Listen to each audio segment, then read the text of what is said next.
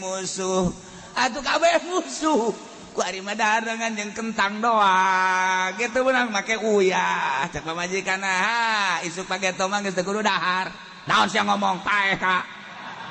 sia lawan kaya duit boga mambalayah mobil ayo imah ambalayah sia tapi dicabut ku Gusti Allah barang teu daek udang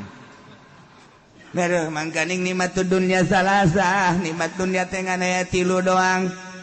geus sawadai kalimatan teh ngan sakadar nikmatud dunya kan 3 hiji naom hees eta kalimatan 2 nomor kadua kublah nyium nomor kaditulu nomor katiluna idkhalu zakar